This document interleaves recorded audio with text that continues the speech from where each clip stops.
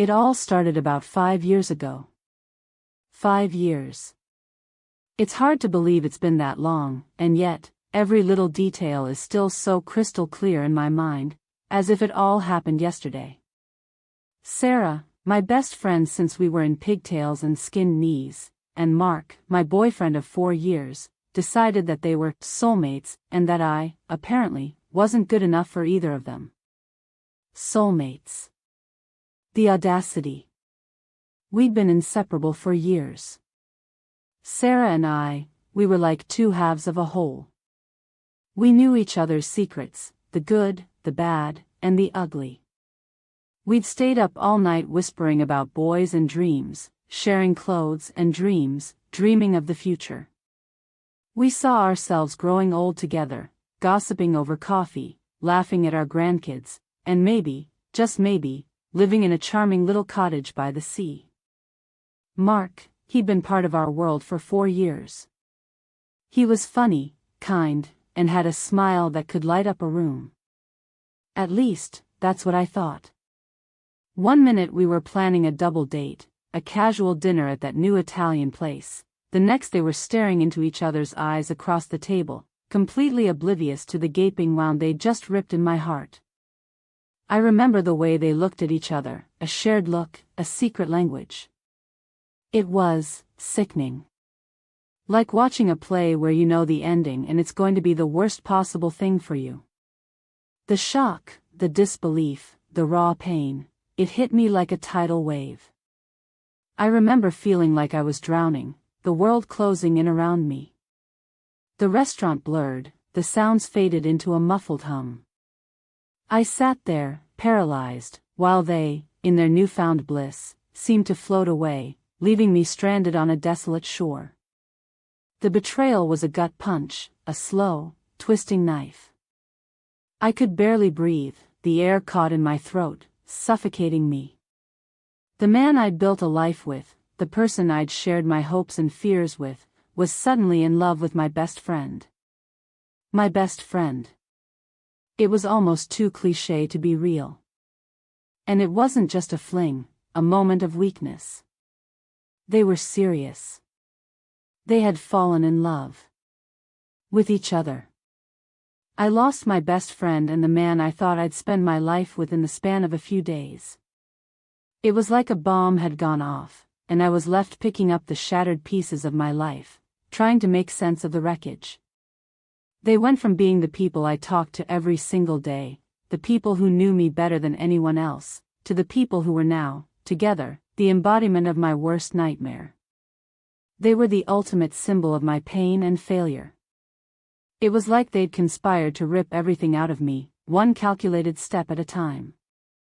After a lot of crying, so much crying that I thought I'd run dry, ice cream, and late-night talks with other friends, I eventually picked myself up. I had to. I moved on. I focused on my career, burying myself in work, letting the long hours and deadlines numb the pain. I dated, trying to fill the void, to find someone, anyone, who could make me feel whole again. But nothing worked. The sting of what they'd done, it lingered, a dull ache in my heart, a constant reminder of my loss. It was a ghost I couldn't shake. I tried to forgive them, I really did. I tried to understand. Maybe there was something I didn't see, something I didn't know. But I couldn't. I'd replay that dinner in my head, over and over again, dissecting every word, every glance, searching for a clue, a sign, anything that would make sense of it all. But there was nothing. Just the cold, hard reality of their betrayal. I knew I'd never truly forgive them. The audacity of it all, the way they just discarded me. It was something I thought about every time I saw them, which was, thankfully, rarely. Every time I passed Sarah's favorite coffee shop, the one we used to frequent every Saturday morning. Every time I heard a certain song, a song that reminded me of Mark. It was like they'd left a mark on the world, and I was constantly bumping into it. The world suddenly felt smaller, saturated with reminders of them and my own heartbreak. Then, the wedding invitation arrived. The universe, it seemed, had a cruel sense of humor. A pristine white envelope, thick, expensive paper, the kind that screamed, "We're better than you," addressed to, and guest, no mention of me or a +1, just a cold, impersonal invitation. It was an insult, really. Inside, a shimmering card announced Sarah and Mark's wedding. The date, the time, the location, all meticulously detailed. My gut twisted, a knot of pure, white-hot anger forming in my stomach. I almost threw the invitation away. I really did. I wanted to shred it, to burn it, to erase it from existence. But something inside me snapped. A small, insidious voice started whispering, the one that hadn't been very loud in years. The one that reveled in the chaos. The one that craved payback. They don't think you matter. They think you're pathetic. Hey, think you'll just sit there and take it. Show them what you're made of. I stared at the invitation for a long time, my hands shaking. The paper felt cold, slick against my skin. Should I go? Should I just let it all go? Should I let them win? Part of me wanted to scream, to call Sarah and tell her exactly what I thought of her and Mark, to unleash the torrent of pain and anger that had been building inside me for years. To scream until my voice was raw and my throat ached. But another part, the part that was fueled by rage and resentment, had a much more creative idea. A whisper of a thought, a flicker of an idea, and then, it bloomed. Like a dark seed planted in fertile ground. And then I thought, what if I went? And what if I wasn't just a guest? What if I became the story of their wedding? What if, instead of being hurt by them, I became the one who inflicted the pain? A slow smile spread across my face. It was a twisted, wicked smile, but it was a smile nonetheless. The smile of someone who finally had a plan. I RSVP'd, yes. The wedding was in a fancy vineyard about an hour outside the city. A place called Serenity Vineyards. How ironic. I knew I had to be perfect. I spent weeks plotting. It consumed me, honestly. Every spare moment went into planning my, let's call it, surprise. I became obsessed. My apartment was covered in notes, lists, and diagrams. I researched everything. The guest list, the venue, the caterers. I knew everything about the flowers, the table settings, the music, and even the seating arrangements. The details were important. Very important. The more I thought about it, the more I realized I wanted to humiliate them. To make them understand the pain they caused. I wanted them to feel the ground beneath their feet crumble. I wanted them to feel the way I had felt, stripped bare, exposed, and utterly alone. But how? I'm not one for screaming matches. I'm not the type to make a scene, generally. I'm more of a quiet operator. A strategist. I knew a dramatic grand gesture was not the way to go. It was too predictable, too easily dismissed. It needed to be subtle, clever, and devastating. I decided the best revenge wasn't overt. It was about to be an accumulation of small, carefully orchestrated details that would unravel everything. A slow burn, a steady erosion of their carefully constructed facade of happiness. It would be like a symphony of chaos, each note perfectly timed, each movement designed to strike a chord of utter horror. The weeks leading up to the wedding were a flurry of activity. I knew that, while it would be satisfying to cause them pain, I could also cause them great financial loss. I could have caused a fire and the like. But, no. I wouldn't do that. I couldn't. It would be far too obvious. But, I had a way to bring on utter humiliation without getting caught. I started by, let's just say, subtly tweaking some of the vendor information I had access to. My friends, family, and ex-coworkers were all very willing to help. You know, making sure some personalized touches were made to the wedding plans. I won't go into specifics about how I managed to do it without being detected, but let's just say I have friends in interesting places. People who know people. People who could get things done. It was a network of favors, of whispers and nods, and the sheer thrill of the planning kept me going. I also made sure I started the rumor that I was dating someone new. Someone amazing, someone who was, let's just say, very high profile. It was a calculated move, designed to pique their curiosity and to plant the seeds of doubt. I bought a dress. A beautiful, simple, elegant dress. Nothing that would steal the bride's thunder, nothing that would draw undue attention. I'm not trying to be tacky, but to show them how well I have been doing. But something undeniably stylish. Something that showed class. A tasteful cream-colored, fitted cocktail dress, that skimmed my curves in all the right ways. Because I knew how much they loved the perfect wedding. I wanted to look good. I wanted to look confident. I wanted to look like I had completely moved on. And, more importantly, I wanted to look like I was enjoying my life much more than they were. I got my hair done. Nails done. The whole 9 yards.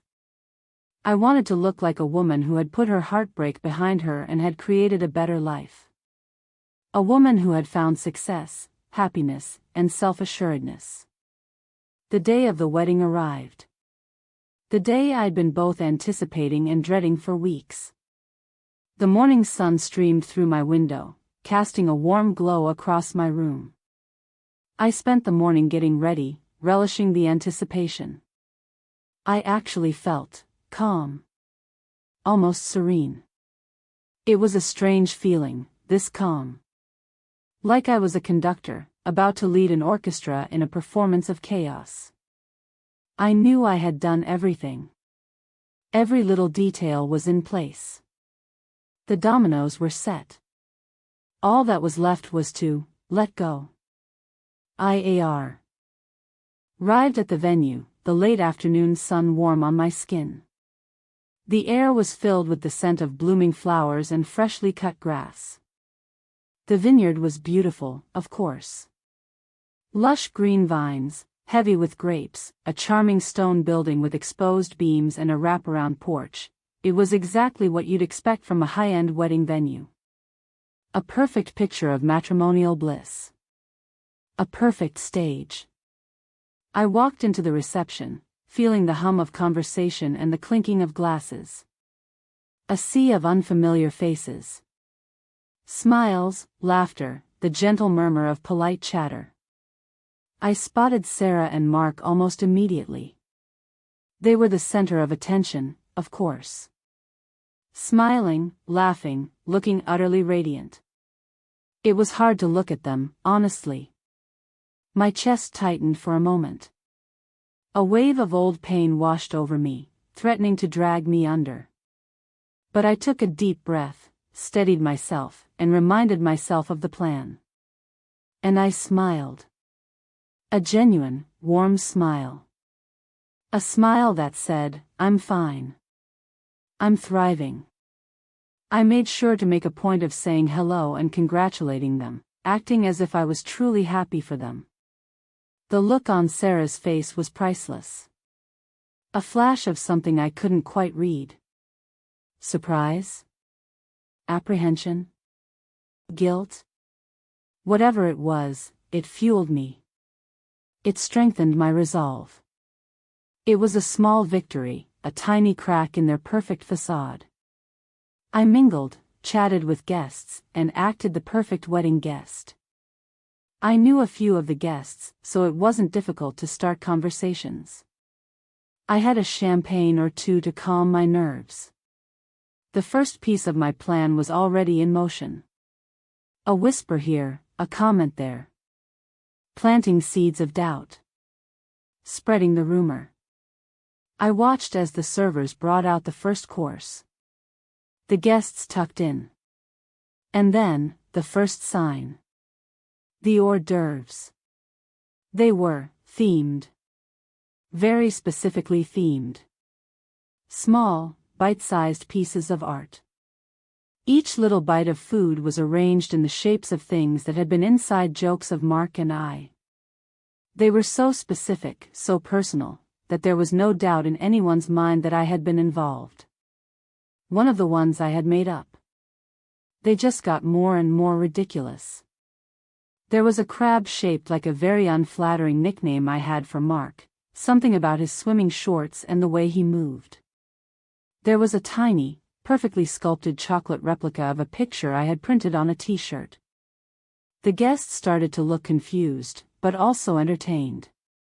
Some of them started chuckling. Some of them looked from the food to me.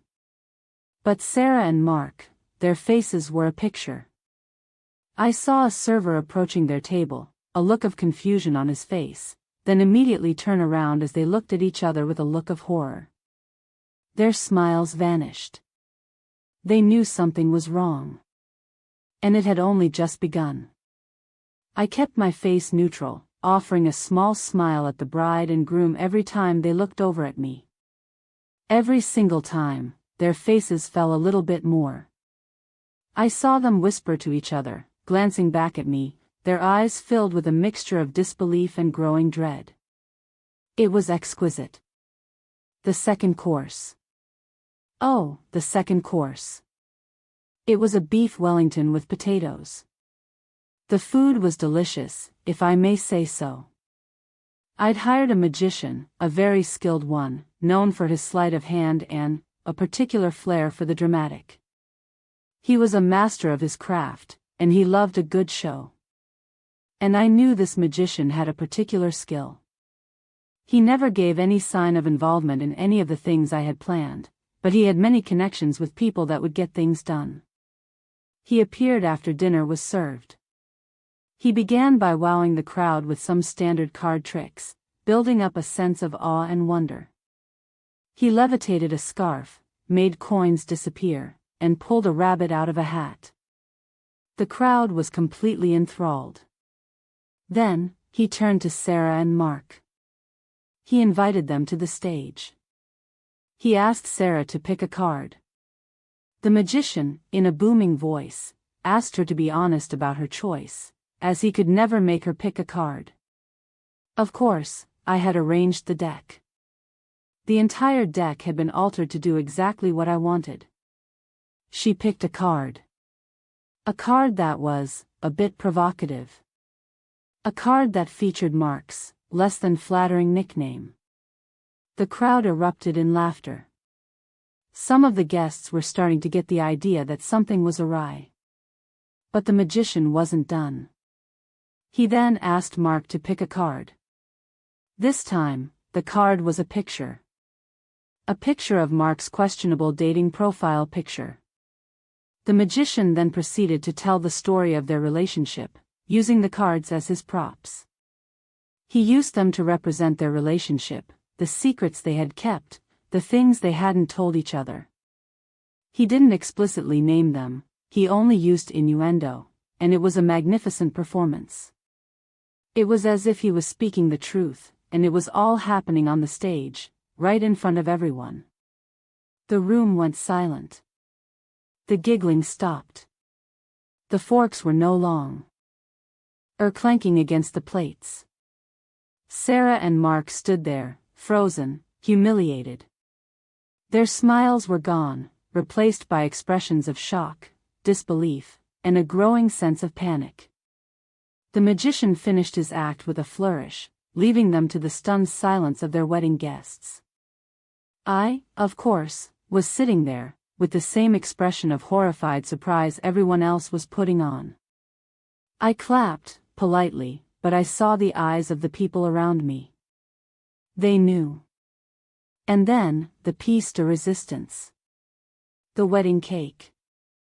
It was a beautiful, multi-tiered masterpiece. Covered in elaborate frosting, adorned with delicate flowers and cascading ribbons. A perfect symbol of their perfect union. But as the servers brought it out, the guests noticed something peculiar. The cake's frosting was personalized. The words, "Happy anniversary of us being together and you being the worst," were spelled out in chocolate. The words, "Remember when you said," and the words, "I hate her so much," were also very noticeable on the sides. And, as the cake was cut, a recording of Mark's, let's just say, inappropriate emails and voice messages to other women, started playing from the cake. The room, as you can imagine, exploded. Screams, shouts, gasps. People started getting up, leaving the reception. Some looked disgusted. Some were laughing, trying to contain themselves. Sarah was sobbing, her face buried in her hands. Mark's face was red, his jaw clenched. He was yelling, accusing everyone of setting him up. But the damage was done. The perfect wedding, the dream they had built, it was in ruins. I made my move. I walked over to them, a genuine smile on my face, though I'm sure it looked more like a sneer. I put my hands up, as if I was comforting them. Oh my gosh. I'm so sorry. I can't believe this happened. This is awful. You know, I always loved you guys. I really am so sorry. I don't know who could do something so awful. Oh well. I have to be going, but I'm so glad you are together. I gave them a hug. It was probably the most fake hug ever, but the way Sarah's face dropped, it was the perfect ending. I could see a lifetime of pain in her eyes. I left the venue. I walked out, ignoring the gasps and whispers that followed me. Ignoring the angry glares. Ignoring the mounting chaos. I drove home, feeling a mix of emotions. Relief, satisfaction, and a strange sense of peace. I had hurt them. They had hurt me. Now we were even. Maybe. Probably not. But, for the first time in a long time, I didn't feel like I was the only one who was hurt. I pulled over to the side of the road, just to soak it all in. The night was dark, the stars were out. I'd been waiting for this day for years. Years. I'd spent so much time feeling angry, betrayed, and hurt. Now, I felt free. Free from the weight of my past. Free from the burden of their betrayal. I never heard from them again. I actually saw them at a coffee shop a few months later. They looked miserable. Their eyes were hollow, their posture slumped. They looked like they'd aged 10 years. I just smiled and waved. A polite, distant wave. They looked away, pretending not to see me. After all this time, and the long night of emotional turmoil, I had finally won. I was no longer the victim. I was in control of my story. I had taken back my power. I still run into some of the guests from time to time. The gossip flows, of course. You can't orchestrate something like that without people talking. I often hear whispers. Oh, you're the one from that wedding. And yes. Yes, I am. And I have no regrets. They can whisper all they want. What happened has happened. I did it. And I don't care who knows. I received one message from Sarah's mother after that night. It was a very angry message, filled with accusations and threats. She called me names, accused me of being a psychopath, and threatened legal action. I just deleted it. I didn't care. They were finally out of my life for good. The message made me laugh. They can't stand to know I did what I did, and I am so happy about it.